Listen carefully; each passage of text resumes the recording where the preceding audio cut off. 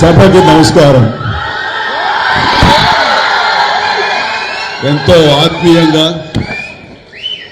యార్లగడ్డ వారి కుటుంబ సభ్యుల మధ్య వారి కుటుంబంలో జరుగుతున్నటువంటి ఒక సంబరంలాగా నాకు అనిపిస్తుంది. సరే, మనం ఎక్కడున్నాము ఏంటంటే నా అభిమానులు వాళ్ళ కేకలు కేరింతలు తెలుగుని ఉత్సాహాన్నిస్తుంటాయి. Thank you. ఇక్కడికి బయలుదేరి వచ్చే ముందు వైజాగ్కి మా ఆవిడ నా బ్యాగ్ సర్దుతూ ఏమండి ఏమేమి బట్టలు పెట్టాలి అంటూ కొన్ని డెనిమ్స్ ప్యాంట్లు కొన్ని జీన్స్ అవి పెట్టింది. చూడగానే నాకు మిత్రులు యార్లగడ్డ ప్రసాద్ గారు ఆయన ఆంగికం ఆయన వేషధారణ తెలుగుదనం గుర్తొచ్చిన తర్వాత మనం డెనిమ్స్ ప్యాంట్లోని వాటికి వెళ్తే చాలా అసహ్యంగా ఉంటుంది, పంచి కట్టుకుని వెళ్తే ఎలా ఉంటుందని. మీరా పంచా ఎప్పుడు కట్టలేదు కదా అంటే నిజమే. నేను ఎప్పుడు ఇలా పంచి కట్టుకుని ఏదో ఇంట్లో కూర్చొని పూజ చేసుకున్నానేమో కానీ ఇలా బయట సభలకు వచ్చి ఇట్లా మాస్ పబ్లిక్ ముందు ఎప్పుడు నిలబడలేదు. కానీ జాగ్రత్తగా ఎప్పుడైనా అలవాటు లేక తడబడి కాలు జారుతారేమో అంది. కాలు జారటం ఏట భాష తడబడి పడతారేమోనని పర్లేదు ఎవరో పక్కన ఉంటే పట్టుకుంటాను అన్నాను. సరే అయితే ఆ రకంగా ఈ రోజున ఇది వేసుకుని వచ్చాను. వచ్చిన దగ్గర నుంచి చిన్న టెన్షన్, వెనక ఏదో కొంచెం లూజ్ అయినట్టుంది నాకు, ఊడిపోతుందేమోనని మన కృష్ణదేవరాయలు గారు చెప్తాను. నేను వెళ్ళి వచ్చాము వెనక చూస్తున్న బాబు ఏదో జారిపోతే నేను చెప్పి సర్దించుకుంటానని చెప్పేసి.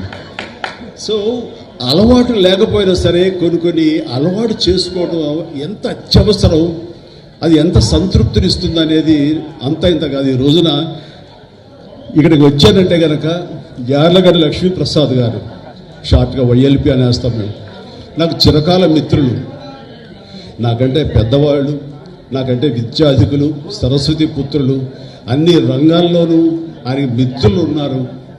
ఆయనకు విశేషమైనటువంటి ప్రజాభిమానం ఉంది. ప్రపంచవ్యాప్తంగా తెలుగు వాళ్ళు ఎక్కడికి వెళ్ళినా సరే వైఎల్పి గారిని చూసి అభిమానించిన వాళ్ళు, ఆయన చూసి ఆకట్టుకునే వాళ్ళు ఎవరు ఉండరు. అలాంటి అత్యద్భుతమైనటువంటి పర్సనాలిటీ ఆయన. సాహిత్యపరంగా కానివ్వండి, రాజకీయంగా కానివ్వండి, ఏ రకంగా చూసుకున్నా సరే ఆయన ప్రేమతో కానివ్వండి అందరినీ ఆకట్టుకునేంత గొప్ప మనస్తత్వం అయింది. అలాంటి వాడు మా ఇంటికి వచ్చి రావాలి, మా లోక్ నాయక్ ఫౌండేషన్ తరఫున మాకు అత్యంత ప్రియమైనటువంటి గురువు కానివ్వండి, పూజ్యులు కానివ్వండి, మీరు ఏమని అనుకోండి, అలాంటి ఎన్టీ రామారావు గారి 28వ పుణ్యతిథి రోజున అంటే వర్ధంతి దినాన ఆయన సెంటినరీ కొనసాగిస్తూ, అలాగే అక్కడి నాగేశ్వరరావు గారి సెంటినరీ అని ప్రారంభిస్తూ అది కూడా కొనసాగించే దిశగా ఇద్దరు మహానుభావులు, మహానటులు, మహా వ్యక్తులు, మనకు ఆద్యులు, పూజ్యులు, అందులో మీలాంటి వాళ్ళకి మరీ శ్రీరంగంలో అత్యంత కావలసిన వాళ్ళు. కాబట్టి మీరు రావాలనగానే ఏమాత్రం సంకోచించకుండా ఇది గొప్ప అవకాశంగా అనిపించింది. ఆయన 18వ తారీఖు వస్తే బాగుంటుందంటే అనుకోకుండా 18వ తారీఖున ఇంకొక పని ఏర్పడేసరికి నేను 1 or 2 days డిలే చేయించాను. ఏం పర్వాలేదు, 19 సంవత్సరాలుగా 18వ తారీఖున జనవరి చేస్తూ వచ్చావు, మీలాంటి వాళ్ళ కోసం 1 or 2 days అంటే 1 month అని పోస్ట్పోన్ చేస్తానంటావు. వారికి నా పట్ల అభిమానానికి నేను రావాలి అని గట్టిగా ఆయన సంకల్పానికి అది నిదర్శనం.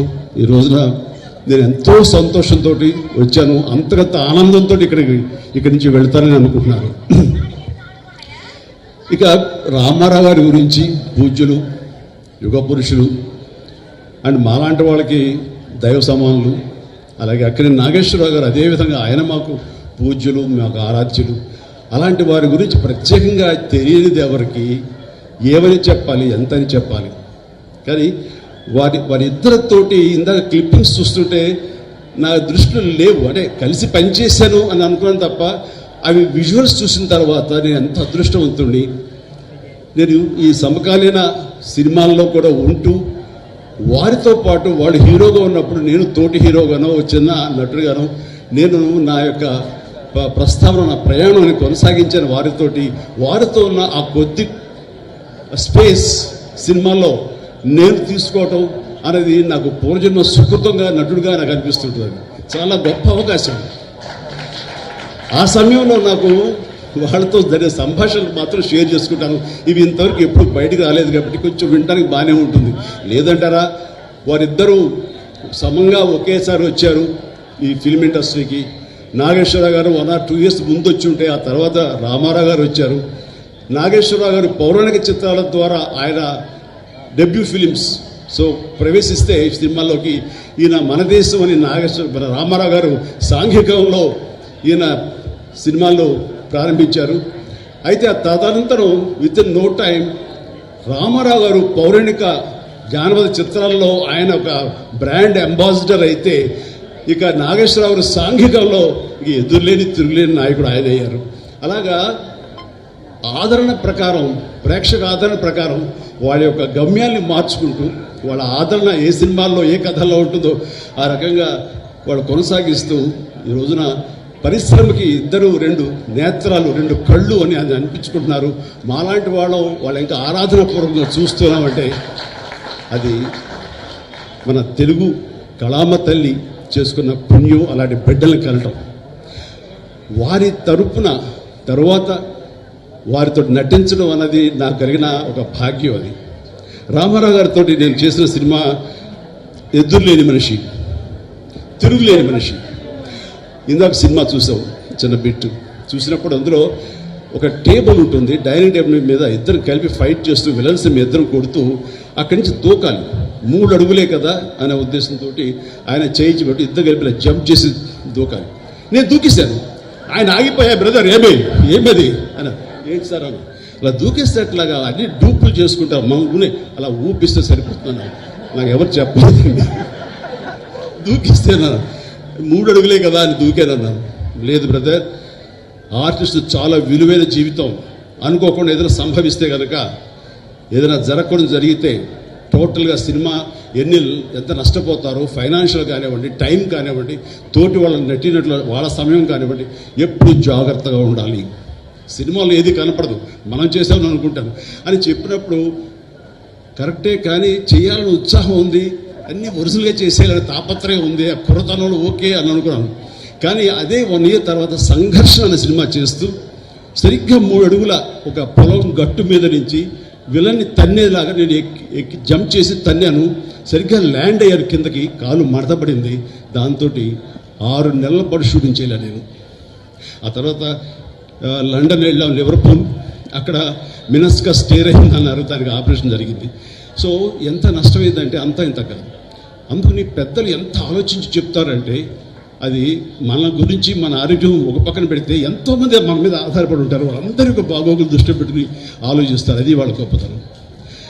ఆ తర్వాత ఆయనతో కూర్చున్నప్పుడు మామూలుగా ఈవినింగ్ అయ్యేసరికి గిజ్జీలు వచ్చేస్తాయి, ఇంత బాస్మతి ఇది వస్తుంది ఇది. ఆ టైంలో ఆయన 2 బ్రదర్ కూర్చోండి అన్నారు. భయంగానే కూర్చుంటాం కదా ఆయన పక్కన. ఆయన ఒక బజ్జీ ఇచ్చారు, తీసుకున్నాను. తిందామంటే ఎక్కడ తినలేము. ఆ సమయం ఆయన ఒక మాట అన్నారు, బ్రదర్ మీరు బాగా అభివృద్ధిలోకి వస్తున్నారు, ఈ సంపాదించిన సంపద అంతా ఇనప మొక్కల మీద పెట్టద్దు, ఏదైనా మంచి హౌస్ కట్టుకోండి, ఆ తర్వాత స్థలాల మీద పెట్టండి, మనం కాపాడేది అదే. మనం ఎక్కువ కాలం ఇక్కడ ఇలాగే ఉంటాము, ఇదే సూపర్ స్టార్ ధరతో ఉంటాము, ఇది శాశ్వతం అని మాత్రం అనుకోకండి అని ఎంతో జ్ఞానంతో, ఎంతో జాగ్రత్తతోటి, ముందస్తు చూపుతోటి ఆయన ఇచ్చిన సలహా అంతా ఇంత కాదు. అప్పటిదాకా మంచి కారు కొనుక్కుందామా, ఇందాక మన కృష్ణదేవరాయ చెప్పినట్లుగా అప్పట్లో టయోటా సెరా అని చెప్పేసి తలుపులు పైకి తెరుచుకుంటారు, వింగ్ టాప్ లాగా, అది చాలా ఫ్యాన్సీ.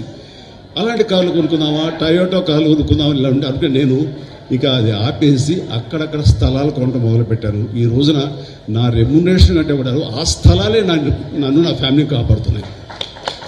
అలాంటి గొప్ప సలహాలు ఇచ్చినటువంటి మహానుభావులు దూరదృష్టితో. ఇక నాగేశ్వరరావు గారితో కూడా నేను చేసినప్పుడు మెకానిక్ అల్లుడు ఆ సినిమాలు చేసినప్పుడు ఆయన ఎంత సరదాగా ఉండేవారంటే, ఆయనతో సహా ఈయనతోటి కూర్చొని తినమన్నా తినలేని చిన్న టెన్షన్ ఉండేది. ఆయన అలా కాదు, చాలా ఫ్రెండ్లీగా ఉండేవారు. అంటే ఈవినింగ్ అయ్యేసరికి ఇంటికి రా చిరంజీవి మనం కూర్చుందాం అనేవారు. ఆయనకి కోనియాక్ అంటే చాలా ఇష్టం. అది నేను ఫారిన్ వెళ్ళినప్పుడు ఎక్కడి నుంచి మంచి బాటిల్ కనబడితే ఎక్స్పెన్సివ్ కోనియాక్ ఆయన కోసం తీసుకొచ్చి గిఫ్ట్గా ఇచ్చేవాడిని. అప్పుడు ఆయన తీసుకున్నా నేను పక్కన కూర్చుని ఆయనతో కబుర్లు చెప్తుండేవాడిని. ఆ చెప్పే సమయంలో ఆయన అన్న మాటలన్నీ కొంచెం రొమాంటిక్ టచ్తో ఉంటాయి, చాలా ఇంట్రెస్టింగ్గా ఉంటుంది అనమాట. అట్లాగా ఆయన ఎంత ఈజీగా ఎంత ఫ్రెండ్లీగా ఉంటారంటానికి అంత ఇంత కాదు. ఆ సమయంలో ఆయన చెప్పినటువంటి గొప్ప విషయం ఏంటంటే, రామారావు గారు నేను ఒకే సమయంలో వచ్చాం చిరంజీవి. ఆయన మంచి అందగాడు, ఆజానుబాహుడు, మంచి ముఖవర్చస్సు ఉన్నవాడు. అలాంటి స్ఫురద్రూపి ముందు నన్ను నేను చూసుకుంటే ఒకసారి నాకు ఇన్ఫీరియారిటీ కాంప్లెక్స్ వచ్చేది. అది ఒకసారి ఆయనతో కలిసి మేము 14 సినిమాల దాకా చేసాం చిన్న చిన్న బిట్లు. ఆ టైంలో నన్ను నేను నిలదొక్కుకోవడానికి, నన్ను నేను పెప్పప్ చేసుకోవడానికి, నన్ను సమాయత్తం చేసుకోవడానికి, నేను ఏం తక్కువ కాదు అని అనిపించుకోవడానికి అద్దం ముందు నిలబడి నేను అనుకునేవాడిని, ఆయన ఆజానుభావుడు, నేను అంతే, కానీ మానసికంగా నేను చాలా అని అలా అనేవాడిని. అది ఒక స్టైల్ అయిపోయింది, ఒక ఇది. అలాగే నాకు ఈ కన్ను కొంచెం డ్రూప్ అవుతుంది, కొంచెం ఇలా దాన్ని కాదు అనిపించుకొని ఇలా పైకి లేపేవాడిని. అది నాగేశ్వరరావు స్టైల్ అయింది అంటూ ఆయనలో ఉండే బలహీనతను గుర్తించి అవి తనకు అడ్వాంటేజ్గా మార్చుకుని అది ఆ స్టైల్, ఆయన నాగేశ్వరరావు గారి స్టైల్ అంటూ ఆయన ఎగ్జిబిట్ చేశారంటే కనుక ప్రతి ఒక్కరికి వాళ్ళ బలాలు తెలియకపోవచ్చు, కానీ బలహీనతలు తెలిసి ఆ బలహీనతని బలాలుగా మార్చుకోవడం అనేది మాత్రం గొప్ప విషయం. అది నాకు అక్కడే నాగేశ్వరరావు గారు తెలుసుకున్నాను. ఇట్లా ఎన్నో. ఆయన గంభీరమైన వాయిస్ ఉంటుంది, నాది కొంచెం పీలగా ఉంటుంది. దానికి తక్కువగా అంటానుకో ఏ అని బేసు కలిపి మాట్లాడేవాడిని, జనాలకు బ్రహ్మాండం ఉండేది. అని అట్లాగా ఆయన నుంచి బలహీనత లేనట్టు ఆ యాక్టర్ ఎవరు లేరు. నాలో ఇన్ని బలహీనతలు ఉంటాయి, బట్ యాక్టింగ్ సైజ్ దాంట్లన్నీ ఎలా అధిగమించాలంటే దాంట్లో నిరంతరం ఒక ఎక్సర్సైజ్ చేస్తుంటూ మనం ఎలాగా ఎవాల్వ్ అవ్వాలి, మనం ఎట్లాగా మనం అభిమానం సంపాదించుకోవాలి అనే దాన్ని నిరంతరం మనం ప్రయత్నిస్తే కనుక పైకి రానటువంటి వ్యక్తే ఉండరు. అందుకని మన బలాల కంటే కూడా మన బలహీనతను గుర్తించడం అనేది అత్యంత ఆవశ్యకత, అది అత్యంత అవసరం. దాన్ని ఎలా అధిగమించాలన్నది ఆ తర్వాత ప్రక్రియ. అలాగా నాగేశ్వరరావు గారితో, రామారావు గారితో నేను జీవితంలో ఎన్నో నేర్చుకున్నాను. అండ్ నా అదృష్టం ఏంటంటే అలాంటి మహానుభావులు చెప్పాలంటే తెలుగు చలనచిత్ర పరిశ్రమని ప్రపంచవ్యాప్తంగా గుర్తింపు తీసుకొచ్చారు ఆ రోజుల్లోనే. అలాంటి వారితోటి కలిసి స్క్రీన్ షేర్ చేసుకోవడం అన్నది నాకు దొరికిన అత్యద్భుతమైన అవకాశం. అలాంటి వారి గురించి ఎంతైనా మాట్లాడచ్చు, సమయాభావం ఉంది కాబట్టి ఇక్కడ నేను ఎక్కువగా ఎక్కువసేపు మాట్లాడలేను. అండ్ ఆ రకంగా ఆ మహానుభావులు ఇద్దరిని ఈ యొక్క సెంటినరీ ఇయర్, శతాబ్ద సంబంధించిన ఉత్సవాల్లో వారిద్దరిని మననం చేసుకోవటం, వారికి మన స్మృతంజలి ఘటించడం, ఆ అవకాశాన్ని యార్లగడ్డ ప్రసాద్ గారు, లక్ష్మీప్రసాద్ గారు నాకు అందివ్వడం అనేది నా పూర్వజన్మ సుకృతి.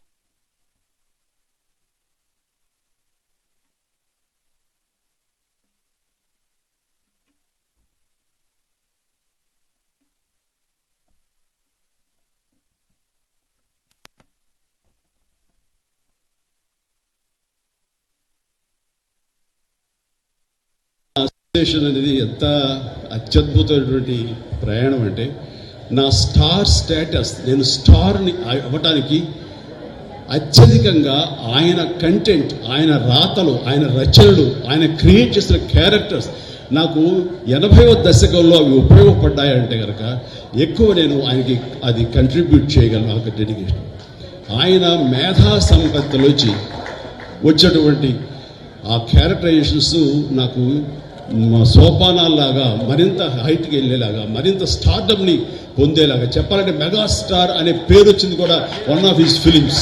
అది కూడా వరుసగా చెప్తాను. ఒకరోజు అమ్మగారు నెల్లూరులో ఉంటుండేవారు, నాన్నగారును, నేనేమో చెన్నైలో మెడ్రాస్లో ఉండి అటు ఇటు వెళ్తుండేవాడిని. అది 1981 ఆ సమయంలో అరే నాన్నారే, నేను అభిలాష నవల్ చదివానురా, అందులో హీరో పేరు కూడా చిరంజీవి.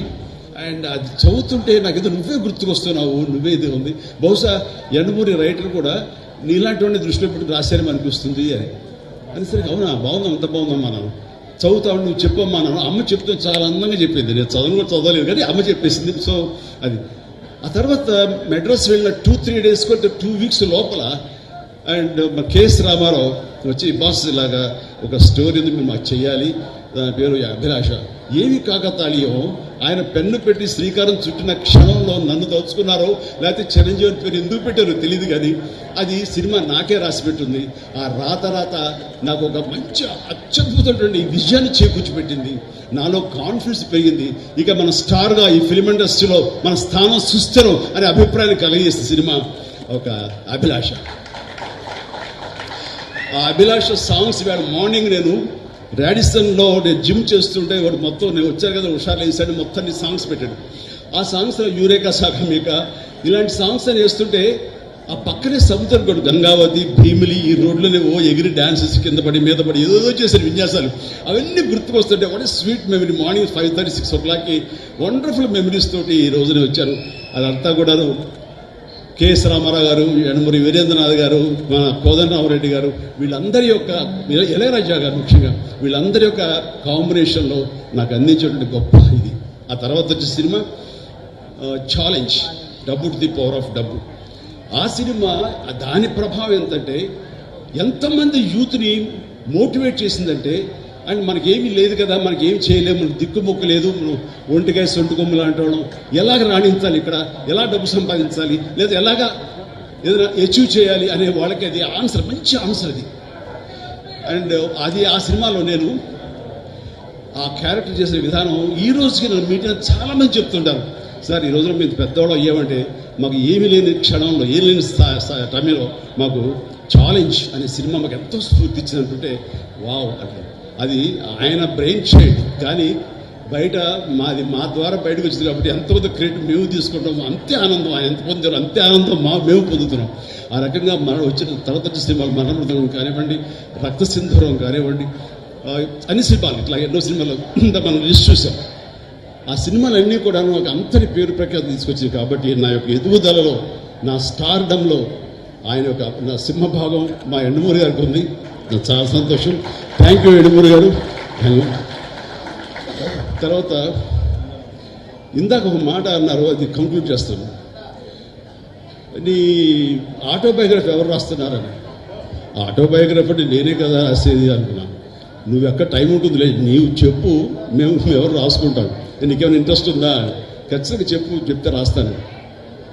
నిజంగా ఎండమూరి లాంటి గొప్ప స్టార్ రైటర్ ఎవరు అన్నా ఒప్పుకోకుండా ఉండదనుకోండి, ఎవరు ఒప్పుకు తీరాల్సిందే. ఒకే ఒక స్టార్ రైటర్ ఎవరైనా తెలుగులో ఉన్నారంటే అది ఎండమూరి వీరేంద్రనాథ్ గారు. అలాంటి గొప్ప కలం బలం మేధస్సు ఉన్నటువంటి ఎండమూరి వీరేంద్రనాథ్ ఈ రోజున నా ఆటోబయోగ్రఫీ రాస్తాను అన్న మాట అనడమే నాకు ఎంతో ఉత్సాహాన్ని ఇచ్చింది. అందుకని ఇది ఎలాంటి అత్యద్భుతమైనటువంటి వేదిక. అండ్ మా వైఎల్పి గారి సమక్షంలో ఇది జరిగింది, ఇది జరిగి తీరుతుంది. ఆల్రెడీ ప్రాసెస్లో ఉందన్నాను కానీ దానికి కన్సాలిడేట్గా కాంక్రీట్గా లేదు. అండ్ ఎండమూరి గారు అన్నారు, మీ మాట చొప్పున అనేస్తున్నాను, it's a commitment public. Done. Thank you very much. Right. ఇక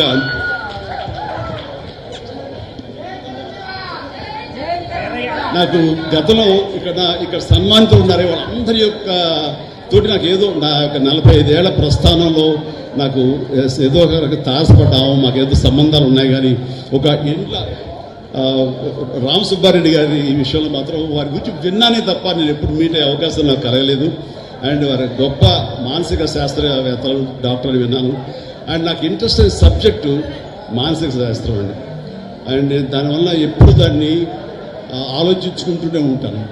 నాకు గురువులు ఎవరు లేరండి, కానీ మీలాంటి వాళ్ళ రైటప్స్ కానివ్వండి, మీలాంటి వాళ్ళ మాటలు కానివ్వండి, ఇవన్నీ యూట్యూబ్లో అక్కడే వినటం, లేకపోతే ఇలాంటి పెద్దలు చెప్పినప్పుడు వినటం, ఇదంతా కలిపి నాలో ఒక లెసన్స్ లాగా ఒక మార్పును తీసుకొచ్చినాయి.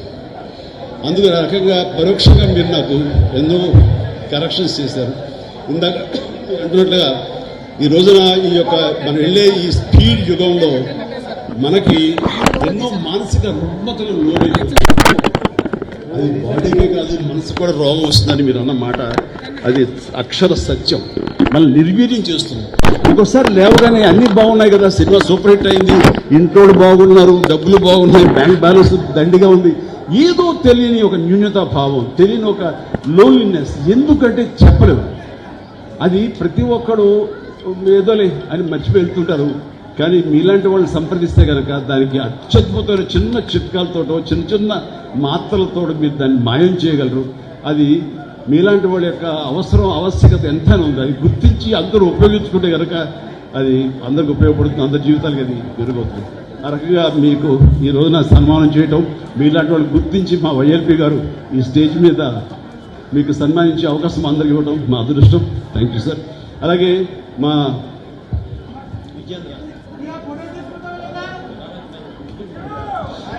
రాధాకృష్ణరాజు గారు ఉన్నారు. ఆయన వచ్చేసరికి ముందు చాలా ఇండస్ట్రీ చూడగానే షాక్ అయ్యాను. రాధాకృష్ణ గారు, మా రాధాకృష్ణ గారు అన్నాను. నేను తెలుసా అన్నారు. తెలియటంటే చాలా బాగా తెలుసు. ఆయన నా సినిమాలు బిగిన్ నుంచి కూడా మీరు డిస్ట్రిబ్యూట్ చేశారు. ఎప్పుడు మేము బెంగళూరు వచ్చినా సరే మీరు రిసీవ్ చేసుకుంటుండేవాళ్ళు. అలాంటి మీరు ఈ మధ్య సంవత్సరాల్లో కొంచెం దూరం అయ్యాం.